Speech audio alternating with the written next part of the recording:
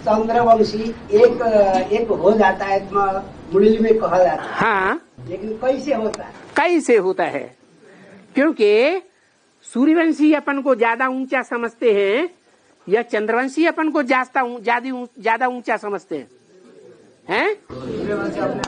ज्यादा स्वाभिमान किस में होता है? सूर्यवंशियों में बहुत स्वाभिमान होता है। चंद्रवंशी अपनी एड़ी चोटी की ताकत लगा दें तो भी सूर्यवंशियों को झुका नहीं पाते। क्यों? किस वंश के हैं? ये उस सूर्यवंश के हैं कि सर कटा सकते हैं लेकिन सर झुका सकते नहीं, झुकने वाले नहीं है।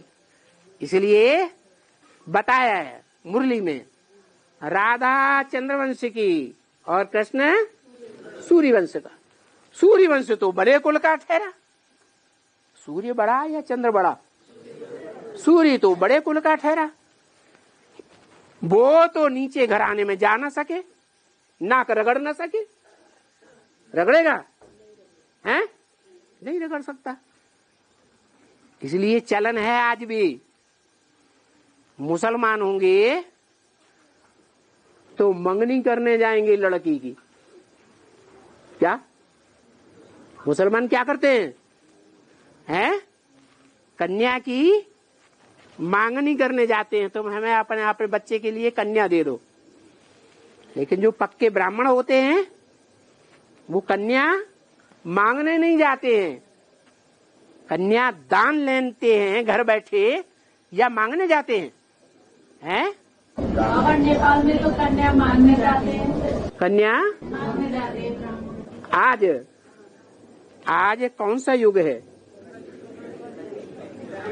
जो नेपाल में ब्राह्मण हैं या जो भी कन्याएं हैं, वो कन्याओं के ऊपर विदेशियों का ज्यादा असर है या माताओं के ऊपर ज्यादा असर है? तो उन्हें कैसे रोकोगे? हाँ जी, तो बात थी कि सूर्यवंशी जो है वो झुकते नहीं हैं। और ज्ञान किस में ज्यादा है? रोशनी किस में ज्यादा है? सूर्यवंशियों में बहुत ज्ञान की रोशनी है।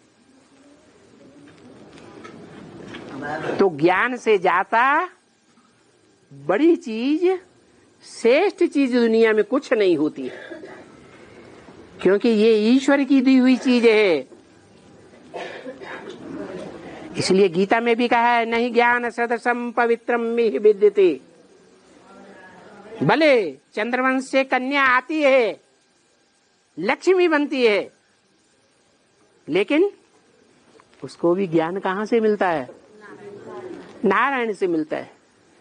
सूर्यवंशी नारायण से मिलता है। और सूर्यवंशी नारायण में पहले प्योरिटी होती है कि क्या होता है? ज्ञान होता है, जिस ज्ञान के लिए गीता में बोला है।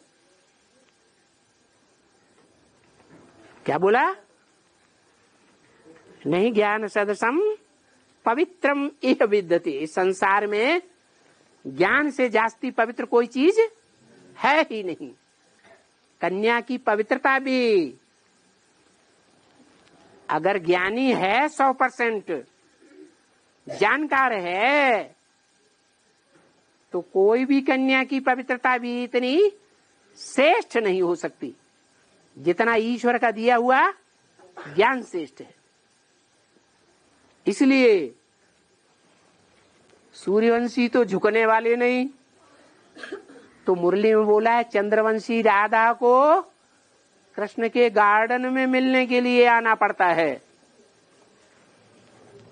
मिलते मिलते आपस में दोनों का प्यार हो जाता है और फिर सगाई हो जाती है।